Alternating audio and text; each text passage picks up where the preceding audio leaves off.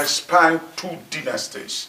We had the first dynasties that were headed by the Ogiso, the Ogisos. There were 31 Ogisos before the Obas became known as Obas. And the last Ogiso was Owodo.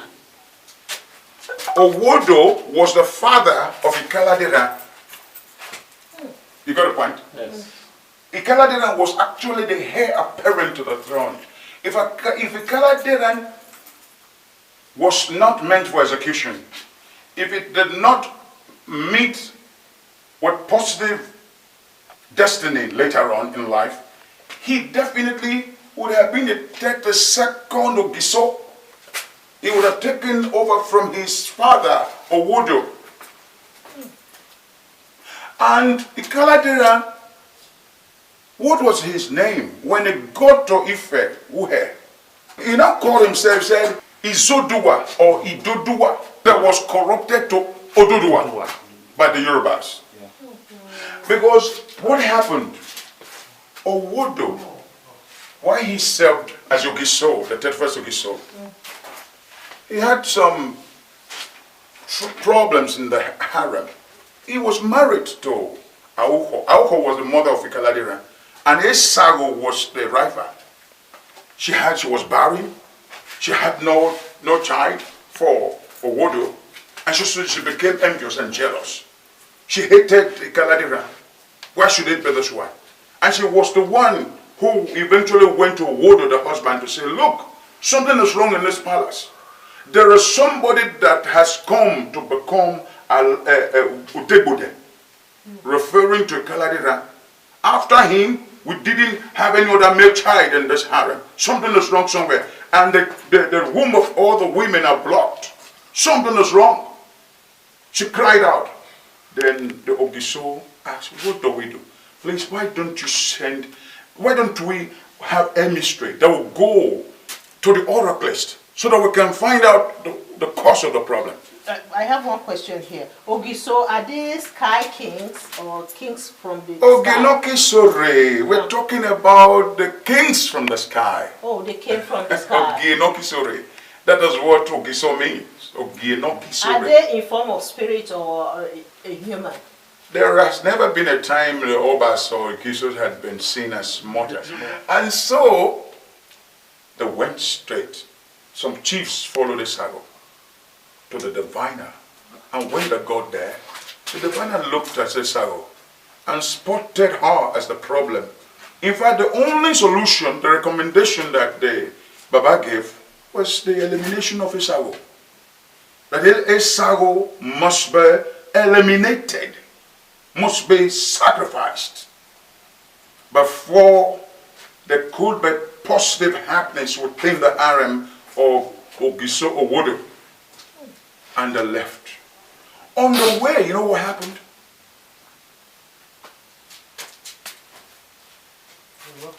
Esago played a very fast one. And on no ground would another man sleep with Oba's wife. The man would die. And so what happened? She pretended as if something had happened to her. She pretended as if she could not walk. And so she moved towards inside the bush. And then the chief did not want anything to happen to Ogiso's wife. They accompanied her. And of a sudden, she pretended to have fallen. And the chief kind of fell alongside. And she was kind of naked before them. That was a trap. And when they got you have seen my nakedness. Now, you know what is going to happen? You are going to go down to Ogiso and tell him that I am not the one to be used as sacrifice. It is the only son of the Buddha that should be used as sacrifice. And they say, no, Awa. They say, okay, when I get there, I'm going to tell the Oba that you attempted to rape me. She was already wailing until they didn't have any option than to bow down to her request. And they got to the palace and they went there and narrated the story. Yes, they said Ikaladera was the Buddha. And by Ionia, they said he must be killed. And Ogiso Owodo agreed. Kaladiri, you must go. And so they went. Emissaries, they were sent, the executioners, CMO. They took their matches and they went straight. What was it Kaladiran did not do to appease his father? Owodo would not listen. He sang sonorously. He climbed the treetops, made acrobatic displays, trying to impress, but nobody listened to him. And so, but it got to a point as they were heading towards Uhe. When they got there, the executioners pitied him. They said, okay, we will leave you, but there must be a treaty between us. You must agree with us. We must come into a covenant. You must covenant with us that on no ground will you ever return to the land of Igodo. He agreed. They were in that bond. They signed it. And so they got a rat, killed it, used the blood stain on the matches, and they went back home. And the Kaladiran was left to wander in the jungle. And so when they got back home, they showed their matches. Awene. Ogiso atokwe. Everybody said it's said, and they showed them, and so he moved right. Deal is done. And so that was how he wandered. He was still dressed like a prince. And so at the time he got to Uhe, now called Ife, the people had problems in terms of administration. There was confusion. Eventually, when they saw this great prince, he was tall, handsome. In fact, they saw him as a great warrior. They looked at him and said, look, this one will head us. And then he shook his head and said, Ile-Ife. Ile-Ife, it became Ife. Ile-Ife. Izoduwa became Oduduwa. And they said, what did he say? His name is Oduduwa. And that was how he mounted the throne that way in Ile-Ife. So he left Benin Kingdom. He left, not Benin, Godo. That's why Benin was called. I would tell you there was no title like Benin. Okay, it was called Igodo at that In time. the land of Igodo. And so, way back home, there was something, tragical event happened. And what was that? Ogiso Wodo was banished from the land of Igodo. On account of an offense that the historians describe as the sin of Kirikuva, the execution of a pregnant woman. When it happened, the people of Igodo spoke with just one voice and said, no, Magigualo, Uakba. And so he was banished. The throne was left in vacuum. Because administration can never be left in vacuum, that actually necessitated the appointment of Evian, the father of Ogiame. He became the acting administrator in the land of Igodo. His administration was marred with, in fact, there was maladministration in his time. It was marred by a series of irregularities, administrative decadence, administrative infections, administrative irregularities that marred his governance. And what followed? The people began to hear the fame of Oduduwa. The Yorubas called Oduduwa. And then now the news got to them that the man did not eventually die. He's actually the one reigning. Pulling, in fact, he's the one that is reigning and putting everything together administrative-wise in Ife. They now sent the Uzamanihion led by Chief Oleha. They went straight and they saw him. Uzamanihion is usually headed by Oleha. There are 7 of them. Chief Oleha. Eheneden himself is part of it. Then we have a Dohen. We have a Holo. It's almost part of Uzamanihion. Chifeho, is part of Uzamani. Ehondon, part of Uzamani. I mentioned all of them now. So these are Uzamani here. Ole had led their mystery down to Ife. When they got there, they requested, they begged Oduduwa to come and rule. And he said he would not trust them. And what did he do? He gave them 7 lice in a calabash. Go and preserve the 7 lice in 3 years. If you can preserve them, I will trust your fidelity. When Oleha came back, he placed the 7 lice in the hair, on the head of one of the slaves, and warned him categorically never to tamper with him, otherwise he could be beheaded. For 3 years, the sucked blood. For 3 years, he would then not scratch his hair. At the end of that 3 years, when Ole had called a servant, he looked there to present the calabash, 7 lice. For 3 years. 3 years. Lice. Lice. On top of his head for 3 years. Oh yes, for 3 years. So they took it down in a calabash. And when Oduduwa saw it, he was stunned. He was stunned, highly puzzled. He could not fathom how Chiboleha did it. He now knew that the land of Igodo was actually ready for him. But then the journey was far. Ekpore, and the man was already getting old. He could no longer summon his youthful strength to action. Consequent upon that, he sent his son, Omononya, that they corrupted to Oromio. Omononya, no. Oromio came. He came back. Now, before the emergence of Oromio, that was when this man, this Osogan actually, yes, because Osogan brought us to the story. Osogan, the mysterious monster, was actually found at Ikboba Hill, killing people, especially women on market days. At this moment, the people of Igodo slept with their 2 eyes opened for fear of being lynched by this dreaded monster. You know what? It eventually took the heroic effort of Ogiamie, the son of Evian.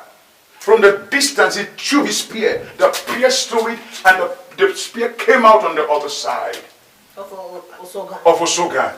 And Osogan, like a dinosaur, wandered about the jungle and eventually collapsed, slumped, and died. At that time, the entire kingdom of Igodo went aflame with tribulations. Everybody was excited. Yeah. Ogiamie became a hero who began to look to think himself as a successor to the father Evian. He began to, he started taking, illegally he started taking the styles of an Ogiso. He wanted to be there to succeed his father. But the people told him in one voice, Obiopa or Yoba, Ogiso or Ogiso. You cannot. And so that prompted the request from Ife. But eventually, what's his name? He was actually a warrior. Ogiamie was actually a warrior. And what happened? Eventually, when the son of Omononya came, he was confronted at Ekepala. By who? Ogiamie. By Ogiamie.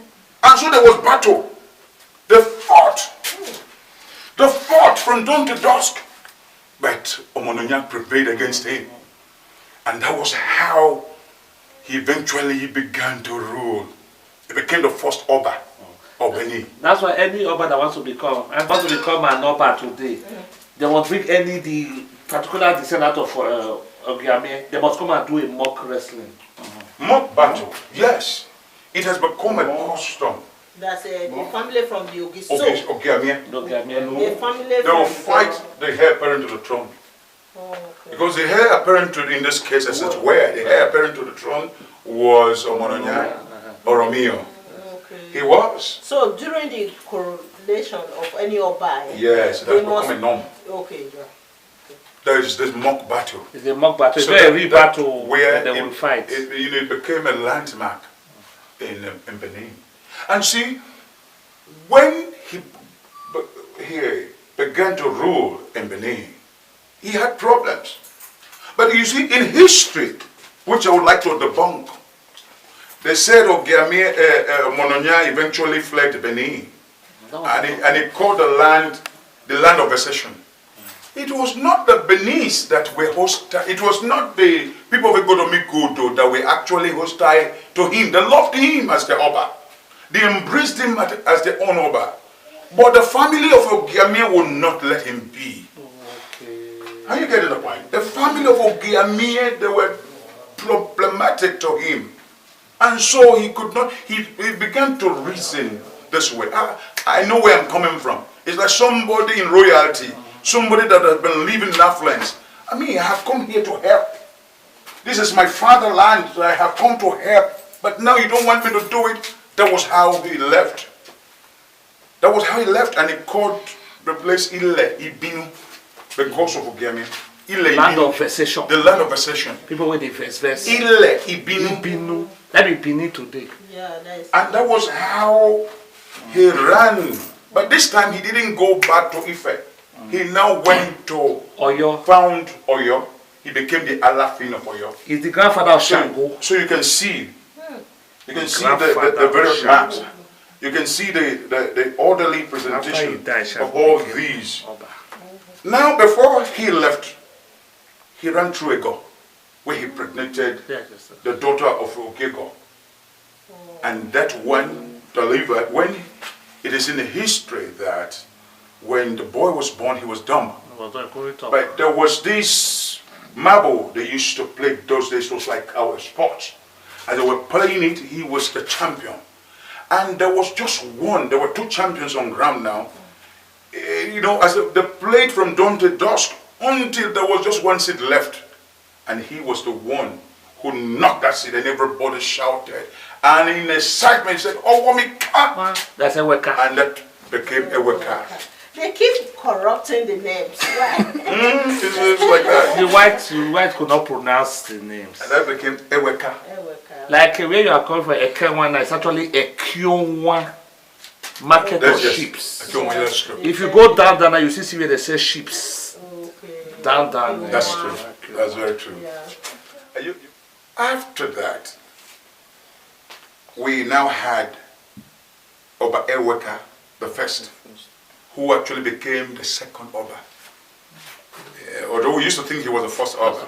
In history it is written he was the first Oba. But when our present Oba was sworn in, when he was enthroned, he corrected it. What do you think? What was Omononya? If his son was Omononya was the first Oba. He started the second dynasty. His son became the second. Oromio called the land Ile-Ife, the land of recession. The Benis, the people of Benin, of Igodomigodo, now say, what did he say? They said Ubini. So the land became known as Ubini.